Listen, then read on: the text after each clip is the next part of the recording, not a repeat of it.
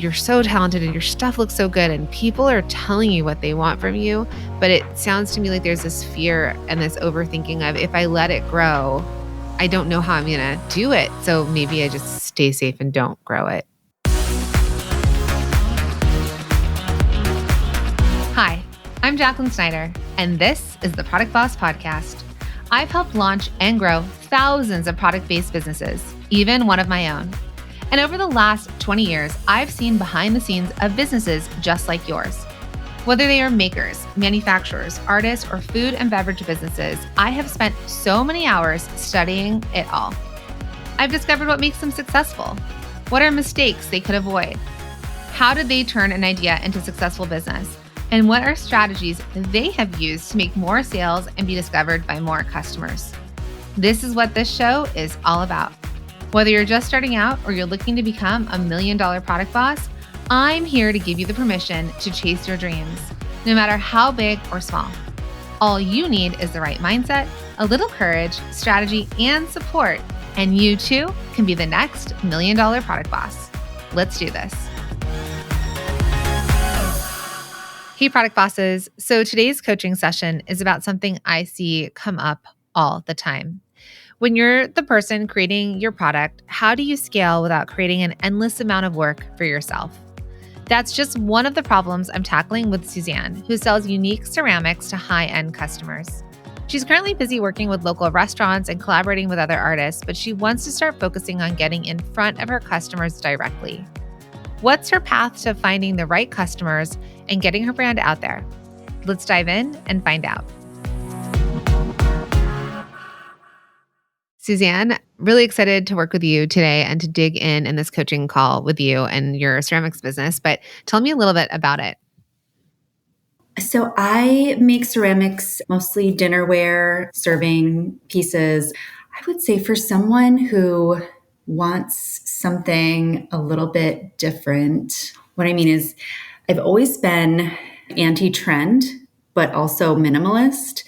And I would say if I was going to describe like my ideal client, she'd be someone probably in her 40s, but her dream home would probably be just like anything in Dwell magazine, like clean lines and natural materials. And then she needs my pieces to be kind of this organic, the imperfectly shaped pieces that I make. They kind of add life to that style. That's, how I picture her in my mind. It says on your website, perfectly odd dishes you've been searching for. But it's a really interesting thing where you're like, what is that? But it also describes it so well. Do you think so? Because I actually just changed it to that. I have worked on my whole, ideal client avatar, if you will, so many times. And I just did it again. And so, yeah, you like the perfectly odd. I mean, I think for the words that you were trying to come out with, I think that it brought it up. And then when I look at the pictures, I'm like, oh yeah. Now, are there better words that we can come up with? Absolutely. We can think about it and test and try. Where are you currently selling? Really just my website. And more recently, I've had some local restaurants reach out to me. So I've been working for the start of this year on a couple really large orders locally.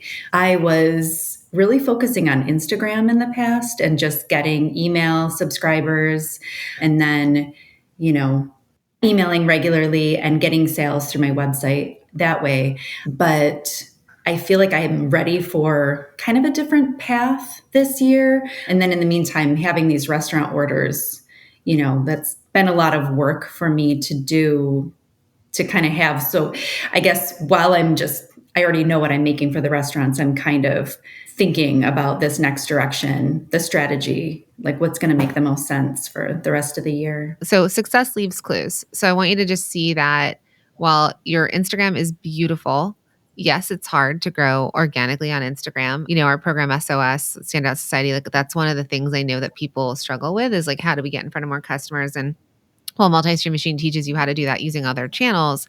I know a lot of people want to grow it. So thinking about both these programs and what they hold. But what you're telling me, if we just talk about the sales perspective of it, is that restaurants are buying from you and they're buying wholesale, right? Is that Yes. what they're paying, like wholesale Yes. prices? And do you have sets or minimums that you're asking them to buy, or you're just kind of letting them pick what they want? No, I've really only had a handful of restaurants kind of learn about my work. Yeah. Like, so I don't have anything put together for the restaurants per se. It's just, I just came up with a price and, people reached out to me and asked me. And so I just thought it through and did it. And then this year, it just all kind of happened at once. I think more people had learned about me. And then two new local restaurants are opening up. And so same thing. I'm just giving them Yeah. wholesale prices. I didn't say minimum orders because they're really large orders. So I don't, no, I don't have a, Well, see, even if you don't have a minimum and they're large orders, I'd love for you to sell in sets if possible, like sets in the way of like, or like by the dozen. mhm. So instead of them saying, I want 28 of something, can you just push them to dozens at a time so that the work that you do, you build in dozens? And I don't know what they're buying. I don't know if they're buying 6 pieces, 8 pieces, like 24. What are you seeing them buy Okay. as? So the first order this year, it was so clear to make because they just, what I put in front of them, like I just went to these restaurant owners and showed them what I had. I let them take them home actually for a week to like use them. And they came back with, all right, these are our four favorites. Speaking of dozens, they wanted 24 pieces each of Yep. one plate, this bowl, that bowl, and a small plate. And so that order's done. The restaurant I'm working for now, his stuff is, I would say, I don't mean to say more specialized, but there's something very unique about this chef's food. And so he really wants even some custom pieces, like this piece has to go with this exact shape. So I actually finally made myself charge a design fee because I hadn't been doing that in the Okay. Well, if past. you charge the right prices, it'll be worth Mhm. it, right? And people who really want something and that have the money, they will say yes or no to it. Then when you say you started charging a design fee, was it a significant design fee or was it like $100? So I charged him 150 for just three like iterations. And that was even hard for me to do in the past. I didn't charge any design fee. I know this now because I've done it multiple times where I said, yeah, I think, yeah, that shouldn't be too hard to make. And then once you start, it just, oh, wait, how do I figure out this? How do I figure out that? So I at least charged that. And I also said up to three slight changes basically in the piece. Like I'll make it this way, make it that way. And then if we go farther than that, then I'm going to need to. So when I would develop clothing in Los Angeles, and so they would be called samples, right? So every iteration was a sample, and we'd have to, send it out and go through the whole process and get the product back. It wasn't in my hands. I wasn't cutting and sewing all the garments. But what I will say to you is that crafting this, putting it in the kiln, working on it, well, I would pay for t-shirts $150 to see a t-shirt sampled, not paying service for it. So really what I want you to start to think about is what is your time worth? You said that one of your biggest struggles is that you'd like to, get your company to $5,000 a month. You want to start to build a business that has revenue, right? So some of this has to be like you're so talented and the stuff you make is so beautiful. So the two places we know is that one, not enough people know you exist. Mhm. So we'll get into that part. The second part is this is a really cool part of your business because you are so high level in design that it makes sense. So if someone wants to come to you for any sort of customization, I want you to create a package Okay. that is something that you're like, all right, it will cost me, for the three iterations, let's say, per style, because you're going to have to design it. It holds space in your mind, right? And then the meetings you take with them are hours of your time. So everything you say yes to, you're saying no to something else. So every time you go meet with him or go through an iteration and go back and forth, it's awesome to be collaborative, but that means that same hour you're not working on whatever else you were planning on working on in your business. So, is it $500 per design development where you're going through design development? It comes with one iteration and then they pay for each additional one like $150. You set a time amount. I know it sounds scary to hear this number, but if I had the money and they're paying interior designers and custom people to build out their restaurants to have a very certain thing. So if they want the privilege of working with an artist like you to craft something to go with the way his meals are placed, then you're cheap. Like I can't even, there's like apps called Yard Zen where you can get your yard designed virtually. And I think their base package is $500 for a virtual designer. And if you ever work with an interior designer, they're very expensive. So you're crafting and creating art pieces that he's already used to paying people. So whatever you're comfortable with as you move forward into this realm, there's a fee to do custom, and then there's a fee for each iteration, and it's up to a certain amount of rounds. So 150 is way undercharging for Okay. you. I would have done, $500 per style. So if you were doing 3 customs with him, it's $1,500. Like that to me is cheap to then get something crafted by you to put in a restaurant that perhaps I want to get a Michelin star on. I don't know. I don't know the kind of restaurant, but chefs are aspiring for that, especially a chef that's working so closely with you on plates. Okay. What are your thoughts? I mean, totally hear what you're saying. And if this, situation comes up again, I'll definitely think through what you're Yeah. saying. Being in the city where I'm located, which isn't a huge city, it's a small city. I'm not sure how many, restaurant orders I'll be getting. We'll see if more restaurants keep coming back to me. Well, you're not thinking big enough. It doesn't have to be your town. So I'll tell you my hold up for out of town things, because I did a while ago have a restaurant in Virginia contact me like maybe 2 years ago, where actually they're friends with these local ones. That's how these local ones found me, because they were like, we're looking for ceramics. He's like, you have them right in your town.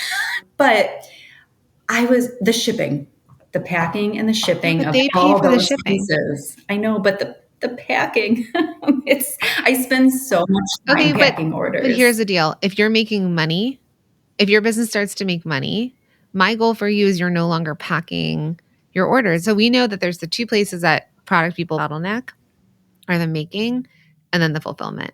So what would it look like if you could right now with the current state of your business stay on the front end of the design development, like the working with the product, and you had someone that came to you? The goal is that your business starts to grow. And so they come 2, 3 times a week for 3, 4 hours a day. And that's their whole job is like packing and fulfilling. So I know you can't see it yet, but I want you to know there's a solution to every problem.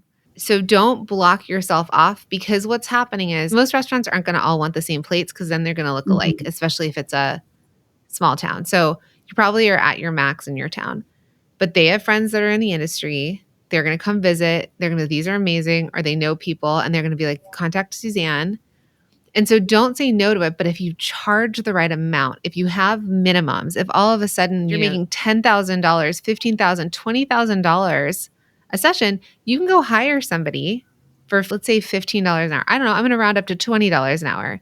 And you're paying somebody $100 a day to pack for you, but you got a $10,000 order. Yes. All day, every day. The maths, Yeah. Yeah, it's true. It's true that I haven't really let myself think.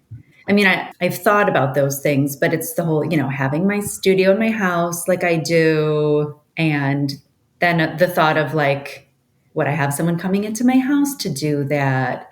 And I know you're right. It's all kind of little blocks of just where I'm at.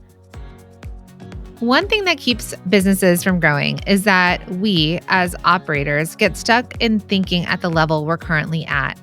You want more orders, and that's why you're getting coaching. You want to see your business grow, but at the same time, you're imagining that to 10x your business is going to 10x the time and effort it takes to get there. It's just not true.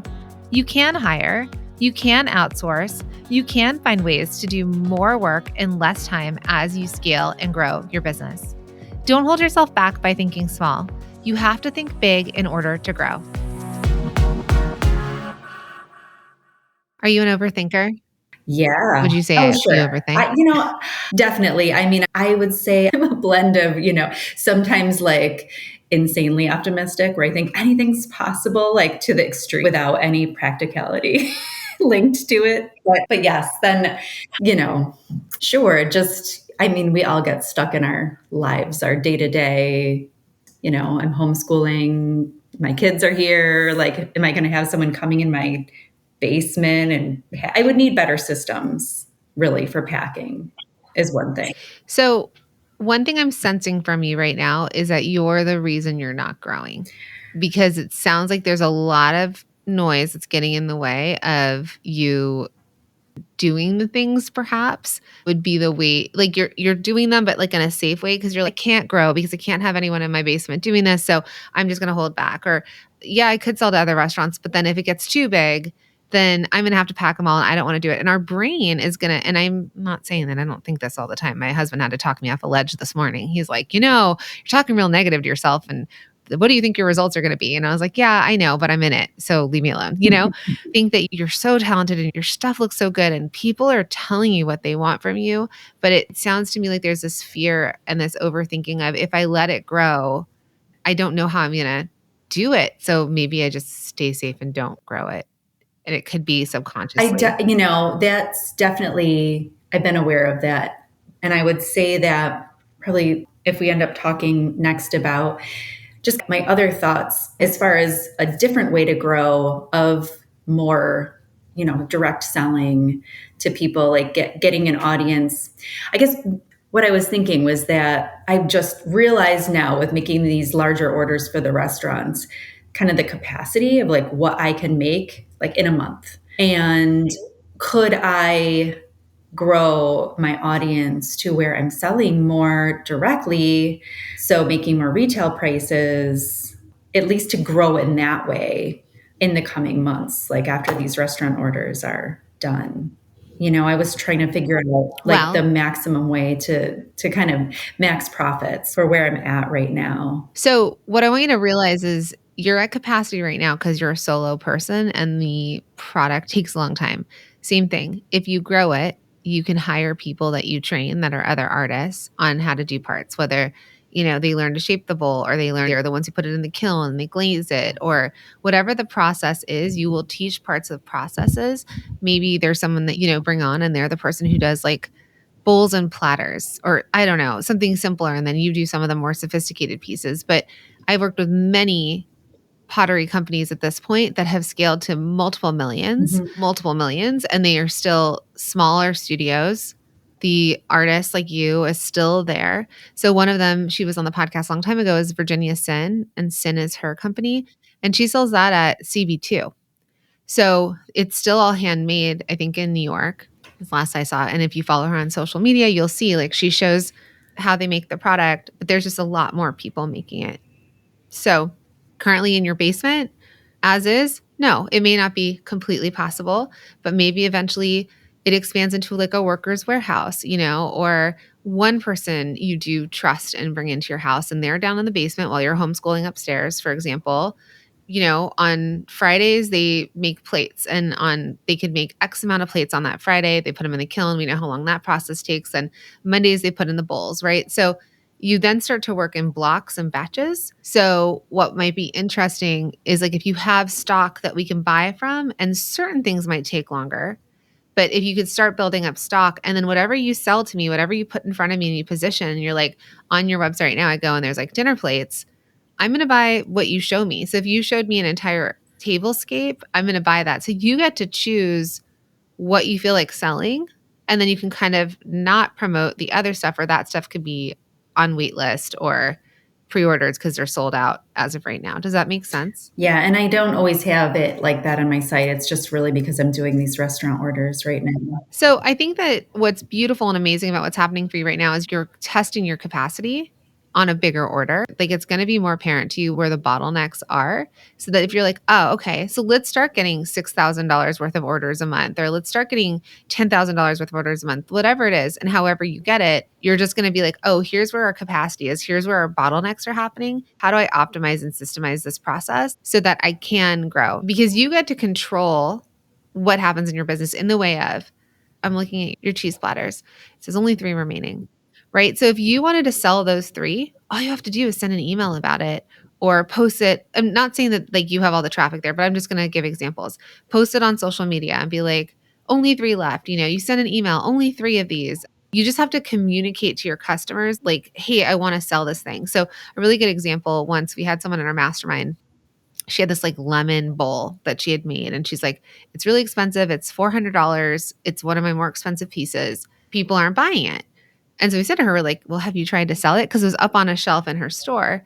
We're like, have you tried to move it? And she's like, well, no, I mean, it's there, but they just don't buy it. We're like, okay, great. throw it on your Instagram because she had an Instagram following, talk about it, talk about lemons, talk about the bowl, like give it some attention. And she sold it like within 24 hours. So it's this power of like what we talk about. Our customers want us to tell them what to buy. So when we do work and get you the customer inflow, you can easily say, hey, I want you to buy this, or don't talk about it and they won't go to it as often.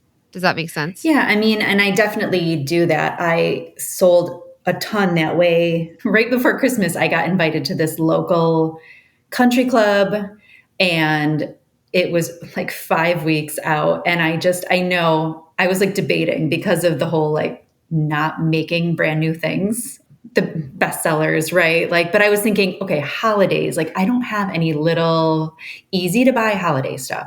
So I just started making those 2 size oval platters. And I was so glad that I did actually, because I sold a bunch at that country club sale. And then I came home and I was just like on Instagram stories and like over and over and over again, platters, platters, platters. And I sold so many of them. And I have sent out emails again when the batches came out, and I sold a few more. But, I would say my email list is just about 500 people now. Amazing. Not huge, but I do try to email once a week. I was like perfect with that for a while, but with these restaurant orders, like that's all I'm doing. So I still, though, I will like promote the things, and I see that works. Not always, because a lot of people have bought them. They just need something else to buy. So Yeah. it's basically you continuing to share new stuff with them. And, everyone needs a reason to buy something. So I'm glad that's a great list. That's like a great list size that you have. And so let's just say, I don't know, Easter, we just passed Easter at the time of this recording. And, for example, so it would have been this lead up to you launching and getting their heads around with enough time for them to order it, or that you were sitting on the product of like an Easter tablescape. And you just start to seed for them, oh, yeah, like that's exactly how I want my table to look for Easter. And they're pre-ordering it earlier because Easter is one of those times that people gather for meals, the same way that another busy time for you is going to be fall, winter holidays. Your customers want to be told what to buy. Let me repeat this again if you're not paying attention. Your customers want you to tell them what to buy. It's common to think, oh, I'll just give them all of the options and they'll choose what makes the most sense to them. It's a nice thought, but customers don't actually shop that way. Leaning into seasonal strategies, batching production, and then making a big push towards selling one specific item makes it easier for customers to make the decision to buy, or at least market those specific items so that your customers know, hey, this is what I should buy right now.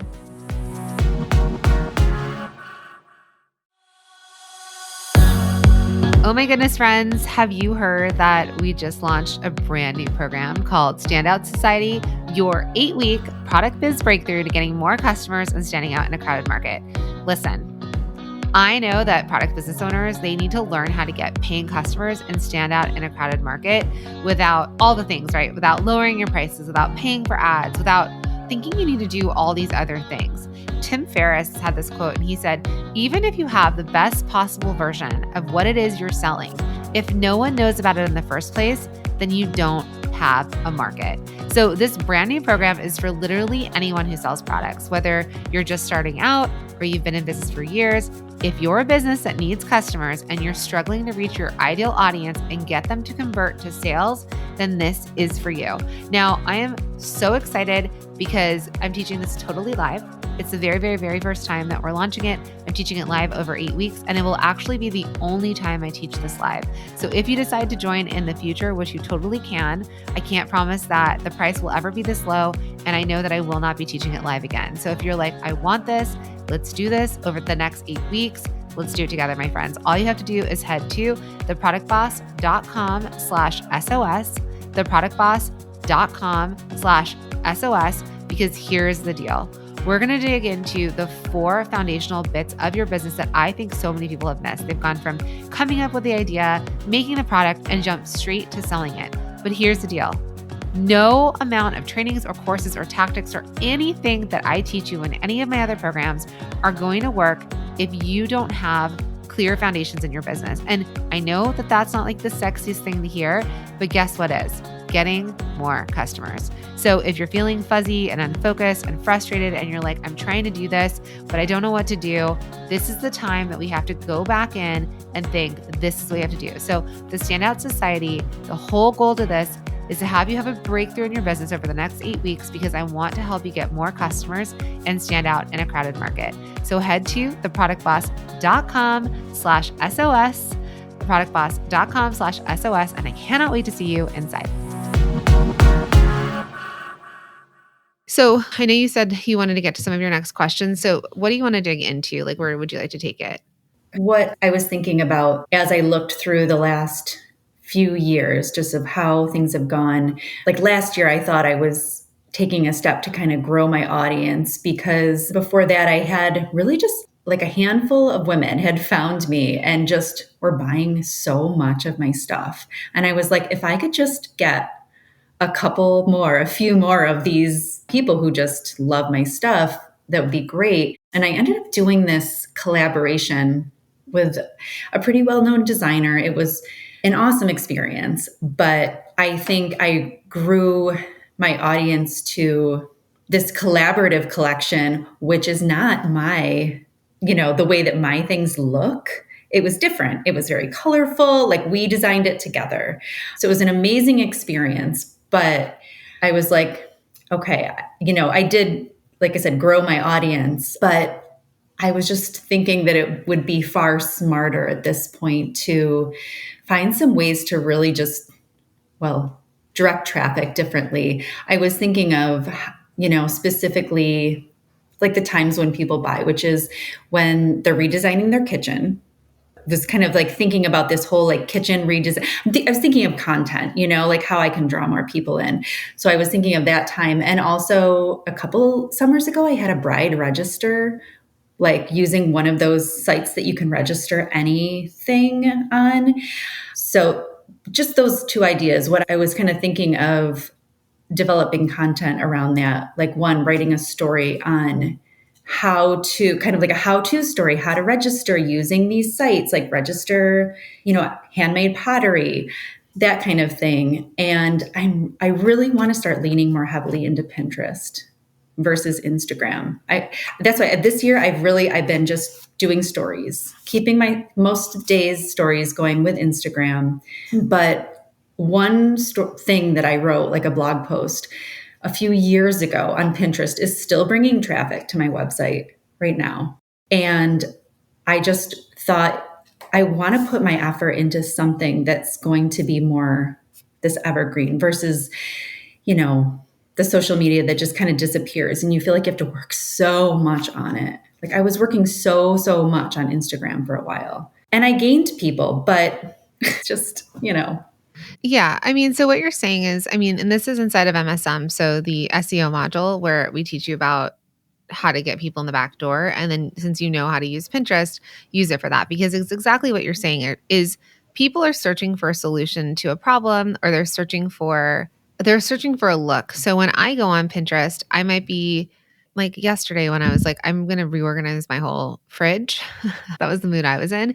And I was like, how to organize vegetables in your vegetable drawer. I was just like, I wanted to visually see a really awesome looking fridge with it. And it took me to other people's blogs. What I want you to process and the information you learned from this other person that you collaborated with is I want you to really dig into who is your ideal customer and know that she is actually someone who's probably affluent, wealthy, trendy, has a very specific kind of look and feel to her home. She's probably into art. She understands that she's going to pay more for certain things. You might actually be priced low. So I haven't done market research on your competition, but you really have to get into where would she shop if they were bigger places like CB2, Crate and Barrel. I think your stuff is more of like a CB2, maybe West Elm. You're not a Pottery Barn or a Williams and Sonoma, because those things they're like more classic. So you want to think about like the bigger kind of chain, big box stores. Also understanding interior designers and certain types of interior designers and how they style. Because you want to know, who is my customer and who is she following? What is she looking up? Like, what is influencing her and her choices? It could be creators on social.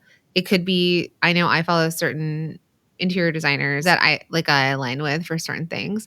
And then the same thing for you is you're actually a tastemaker and also a designer that we would follow to be like, oh, I follow, I don't know, I'm just going to say Kelly Worsler, and you might be, you're not 100% Kelly Worsler, but let's just say she's very artistic. And then I discover your stuff at the same time because we've got similar audiences that follow, and then they go from there. So you could do blogs on interior designers that your ideal customer might be looking up, your top 10 favorite interior designers for tablescapes.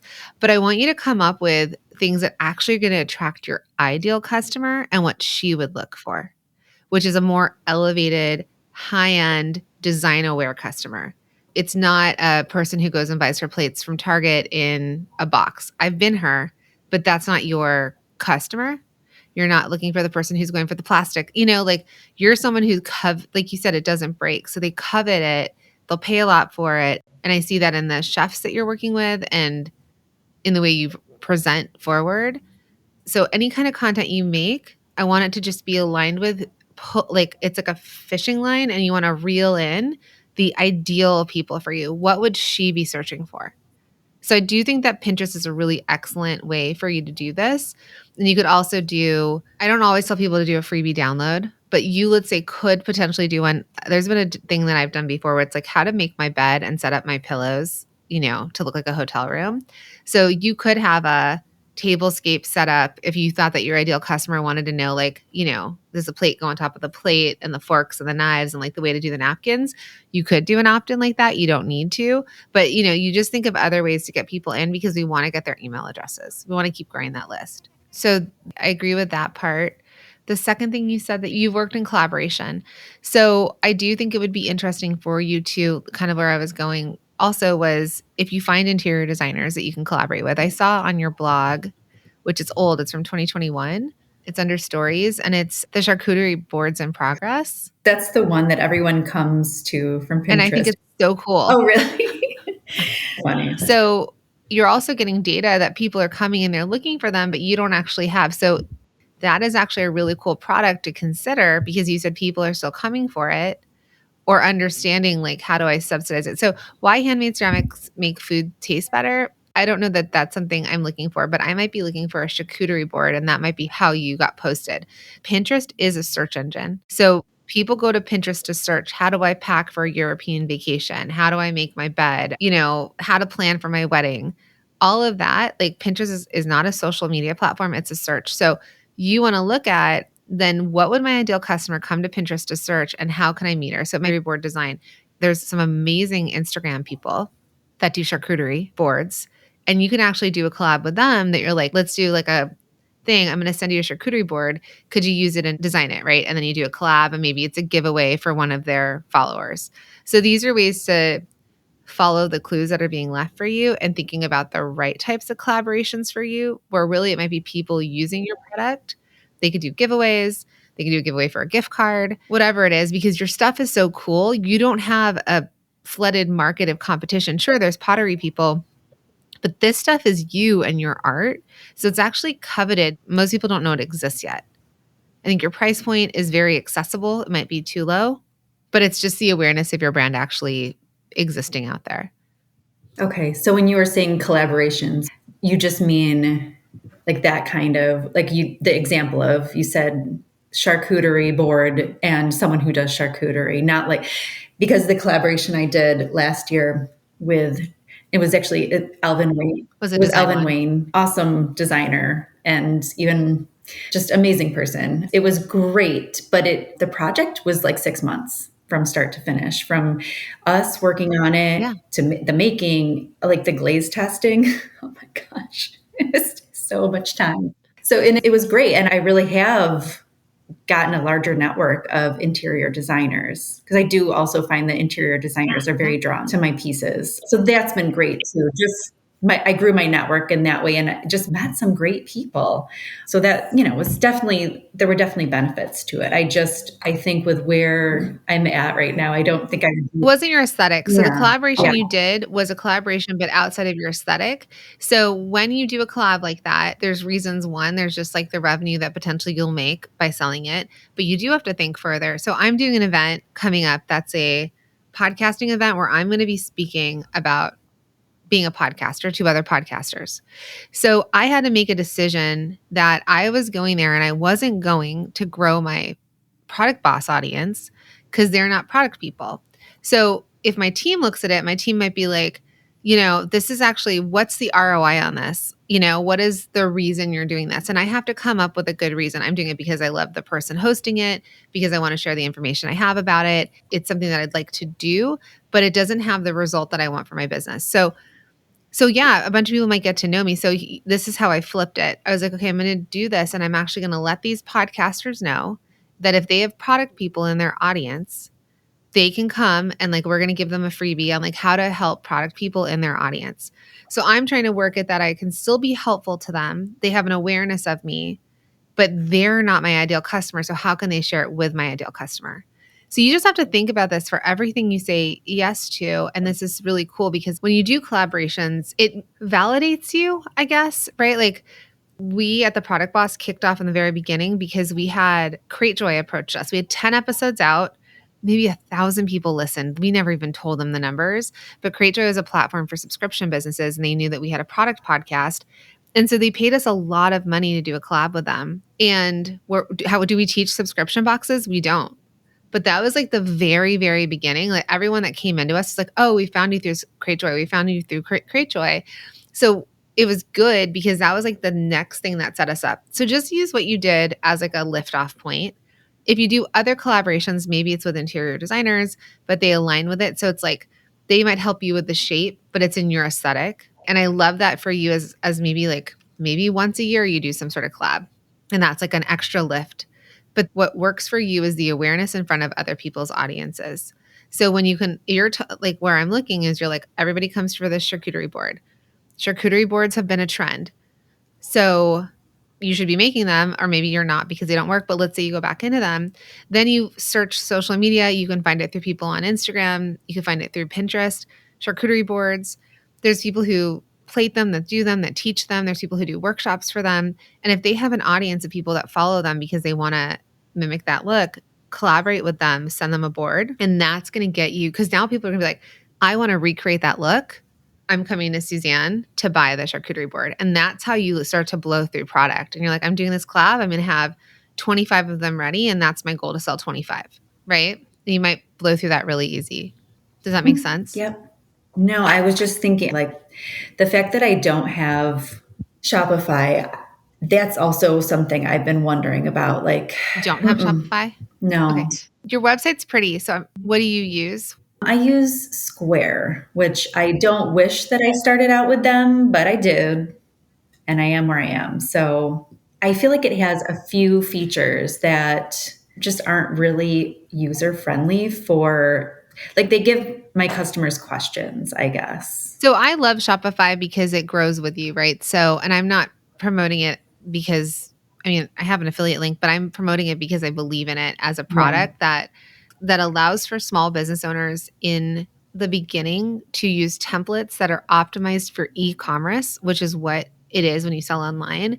And when you eventually grow, you could be Shopify Pro. So you could have a $25 million business, a $50 million business. It can also operate where you don't have to go out and build your own code or do your own backend. When I started out, I had to build so much I had to use a cart. It was called 3D cart that I had to attach to a website to do transactions. So it was not how easy it is for all of you today. So is this the project that you have to do of changing over to Shopify? I don't think yet, because it doesn't sound like making a ton of sales. You could do it where you're okay, I'm really going to think I want to grow this business, and come the fall when it's a busy time of year for me, I'm going to be ready to kind of relaunch, and you can build it. I think you can still get by with the current site. I think your photos are beautiful. I think the layout is beautiful. What we have to do is if you're going to make it rain, we need the buckets to catch it. So if you're going to do more marketing, get on Pinterest and do it, we need to have the product to sell, because if not, then we have effort for no reason. So I think your site still works for you. It looks to me like it is an easy to navigate site. Sure, there could be some clunkiness to it, but it feels like there's other operational things to get going so that you know that when you do start getting Pinterest going, maybe you're working with some collaborations where people are getting you in front of their audiences, then you have the product to sell. Because what's the point of doing all that marketing if you don't have product to sell to them? Once you start identifying your ideal customer, you can start getting creative about how to bring them in. Now, Instagram has worked well for a lot of product bosses in the past, but it's far from the only way to grow. Suzanne has seen some success before with Pinterest, and her product is a natural fit with its aesthetic look. So it makes sense to double down on that. We also touched on how collaborating with someone whose audience overlaps with your ideal customer can help you grow quickly and convert those to sales by getting yourself in front of the right people. Second thing I want to suggest and offer to you as an idea, I'm just going to seed it for you, but I know you're going to have to think about it, is I actually think you might be really great to wholesale. Like, yes, we can drive our own traffic, but there is this level of influence. There's a company called, is it Hudson Grace? There's like at the Brentwood market, right? So you go to places that are expensive. So let's say Brentwood in LA, places in the Hamptons, like Greenwich Village, like go to places that have a lot of money that people have an aesthetic. And I would find the retailers and I would actually try and sell wholesale to them, even if they had a set, but they didn't have all of them to sell, but they took orders for you and then submitted to them to you and then you shipped them to people. But I do think that there's this another way for you to start to grow your name is that it is to associate you with retail partners that have influence on their community.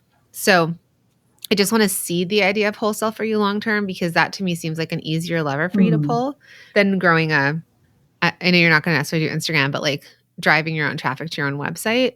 It's going to take other people's audiences, I think, to start. Okay. Yeah. And there's one thing I was realizing that I really don't have a good kind of return policy in place. I don't have any, basically, if something breaks in transit, I've replaced it for people, but I don't know. What's the best way to like figure out how to do that? Because I don't say like, I'll take returns. And I really have never had anyone want to return anything, but I feel like there should be something clear on there that people are probably, I mean, when I buy things, I always look for the return policy and just see what the policies are. So I would do your market research at who your competitors are. Yeah. At the higher price point, don't look at what CB2 offers because they're a huge corporation.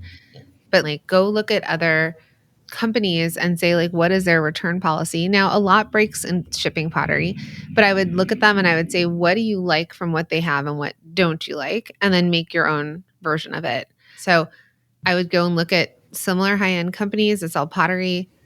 I'd see what the return policies are for customers to ship back. There might be a restock fee because again, now they have to pack it and send it back to you and it has to exist. So you might have a restocking fee, store credit only, like that happens with some furniture companies. Like you can return it, but you're going to pay 15% restocking and then I don't get my cash back. So that's what I would say is your return policy. And then guarding yourself on the other end of when you ship it out. Like how do you want to insure yourself if something does break? Because I think they only insure up to $100. Okay. Like without extra insurance. So yeah, so go into the Multi-Stream Machine Facebook group. Some of these questions you could probably ask in there too. Yeah. Especially when it comes to, you can collaborate with someone and ask them to do a website audit for you. You can ask people what their return policies and you can tell them exactly what it is, like with the product. I think that you have such potential to grow. You just need to be open to the fact. It's like the same with our kids, right? Like obviously, like I've never raised an 8-year-old girl before. I'm in it, and then she's going to be 9, right? So as you grow your business, you're going to be in it, and then it's going to move to another phase and into another phase. So just let yourself take these like baby steps through it and be like, when that problem arises. So if you make it rain and all of a sudden you're making a ton of money and orders are coming in, then you'll know you can solve for it in that moment. But you'll want to kind of start thinking about it now where you're like, okay, I'm going to solve for it in the moment. I can hire if I need to hire. But if you can kind of start pre-planning and preparing in your brain now, you're like, hey, when I get there, I'll solve for it. And then that'll allow some space for you to keep moving upwards and forwards. But I do think wholesale, I think restaurants, I think those are 2 really great things. I think collabs with other people of influence and also some more market research on your part. Because another thing could be is your stuff could be priced quite low. And so your ideal customer might be like, these are actually really low for what they're used to spending on. So that also sometimes repels your ideal customer. There's a little bit more of that, but then you have all the tools to grow it from here. Okay. Okay. It's so funny you're saying they're priced low. I mean, I do look at other, just kind of well-known people, and I know there's such a range, but yeah, okay. I'll definitely That's why I'll I think work on knowing that. who your ideal customer is, Yeah, because what's low to someone is high to someone else. of So, course. I know someone who married a billionaire, okay? So this is like a lot of money. And I remember my mom telling me, gossip. And she's like, yeah, they went and stayed at a hotel and like, I think it was like really expensive. They were probably paying like $800 a night or something. So me being my mother's daughter and also being nosy, I went and looked up the hotel. It was $8,000 a night. $8,000 a night, not 800. So to her, 800 was like top of her budget. And then they're spending I don't know how many weeks in multiple rooms at 8,000. And to them, they might be like, yeah, that's our everyday. So it's just we don't know more than what we maybe know, what we've been raised by, like what we're exposed to. But let's just go with Virginia Sin again. And actually, she actually came out with a plate. It's a plate that looks like it was something she did a long time ago, and it's actually in the Design Museum in New York City. It's a plate that looks like a paper plate, but she sells a berry bowl for $98, a utensil holder for $98, a platter for $150. Oh, here's her dinner plate. Porcelain paper plate, that's the one that's in the thing, for $72 for one plate. She's highly successful. I own a lot of her pieces and she sells to CB2. I mean, my dinner plate is 58 right now. So, a little bit of difference It is there. different. Your stuff to me, I'm going to be honest, feels cheap. Like I can afford your stuff and I can also afford Virginia's stuff. And I look at yours and I'm like, they feel more like prices that if I went to Macy's and bought plates that everybody else has at Macy's. It's so funny because I feel like I've really worked on the pricing, and like the things that, like the words you're saying to me are words I've heard you say before because I listened to your podcast and I like, yes, I'm going to listen and I'm going to do it. And then you're saying that I haven't done it, which is just so funny to like, No. but do you know Here's what the I'm difference. saying? Like, You're probably priced correctly if we did the normal markup. What is the material cost? How much should I charge per hour? Yeah, you're probably crushing it. But the cool thing about you and your product, and they say this about Chanel bags, so I'll just bring it up again. A Chanel bag is just a leather bag with some metal on it with a chain but the reason why somebody's going to spend, by the way, they went up like 30%. So I think you can get it on a Chanel bag at like $10,000 now, which is bonkers. Like it's not that the leather costs more. It's not that they're using like cows sent by God. They can charge what they want because they've created the desire for it. They're attracting a very certain customer. And in fact, by them going higher with their price points, they're actually excluding all the other women that are like lining up at Louis Vuitton and that can get like the $3,000 bags. Again, these numbers are insane. But I say that because in the end of the day, it's just leather and bag components. So why would someone spend that money? It's because of what it represents. So for you, while you're probably priced correctly, you actually can create more desire. And this is the pricing psychology. If you know exactly who your ideal customer is, what she wants, what she desires, like that's what I was kind of getting at this whole time. And then realizing like if you're underpricing, then she's going to associate you with not good quality, with not special. yes. So when you know who she is, you can raise your price. You could charge, $300 a plate if you really wanted to, if you like grew your business. You can charge whatever you want because it's irrelevant at that point. You're making back your money. But now it's like it's the positioning of yourself in the market. So I do think there's a little bit more market research to be done here as you're moving forward. It doesn't have to be done by tomorrow, but as you're moving forward to be like, okay, well, what are other people charging for this kind of quality and design and craftsmanship and uniqueness? Where would my ideal customer shop? How much is she paying? Like $500,000 to have her house redesigned? Then yeah, she's going to spend a lot on a plate. So you might just want to start to associate yourself and understand where the higher priced products are coming from. There's a place called Gary's in Beverly Hills, which is where very wealthy people register for their weddings. So you can go there and be like, well, what are these plates costing for people? And then you can make a decision. Do you want to be up high? Do you want to be lower? Do you want to be more accessible? You get to choose that. Yeah, no, I totally understand that philosophy, but I didn't realize that I was falling into the The lower. I get the philosophy. Because I again, get it. yeah. When I see your stuff,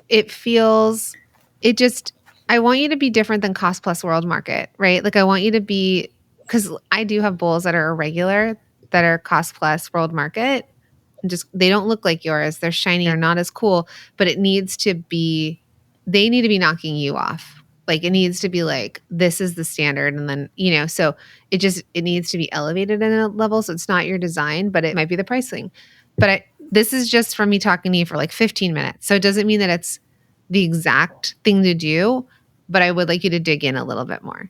Okay. It'll influence everything else, where you sell, who you collaborate with, who you're attracting on Pinterest. It's going to influence all of it. That like nailing your niche, nailing your messaging, and then the pricing psychology is really important, and that's going to help all of your marketing. Okay. All right. So speaking of buying from you, where can we buy from you and follow you on social and all the things? So my website is SuzanneKumar.com and my Instagram is at Suzanne Kumar Ceramics. Amazing. We'll drop that all into the show notes. Thank you so much. We'll talk to you later. I love when the solution to a problem is charge more. Suzanne is selling a product that appeals to a high-end market, but from my perspective, she could be charging more and her customer would be happy to pay that price. On top of that, the custom design work she's done for restaurant owners, while time-consuming, could be a great source of revenue for her business as long as she's pricing it right. We constantly doubt ourselves in terms of how much we charge, but also in envisioning the next stages of our business. Suzanne finds it hard to imagine a world where she's not doing all of the work in her business, and I see this all the time. But that's the path every product-based business begins to take. If you want to grow big, you have to think big. I want to encourage you all to start thinking bigger in your business and see how freeing that can be.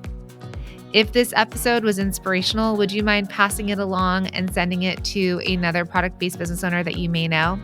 And if you have the time, go ahead and pause this episode right now and leave a review for the Product Boss podcast. It really helps us be discovered by more product bosses around the world so we can continue to help them grow their businesses as well. All right, my friend, I'll see you in the next one. Thank you for being here and listening all the way through the Product Boss podcast. If you love our show and it has helped you in any way in your business, would you mind doing 2 things for us? Subscribe to the show so you never miss an episode and leave us a review. Reviews help other product entrepreneurs know that this is the place to be to grow their businesses and realize that they're not alone. And we know that you all know that a 5-star and honest review helps you sell more products to more people. So you know that your reviews help us reach more listeners around the world. Remember, what we give is what we receive, and we are all about helping each other in the Product Boss community. We are all in this together. We would be so appreciative of you if you could take the time right now to subscribe, leave a review, and even share this episode on social or someone you know so we can impact more lives. And remember, subscribing means that you will get notified each time we release a new episode so you never miss a thing. You have helped us grow and climb into the top 10 of all marketing podcasts, and together we can keep climbing. Thank you, friends, and remember, there is room at the top for all of us.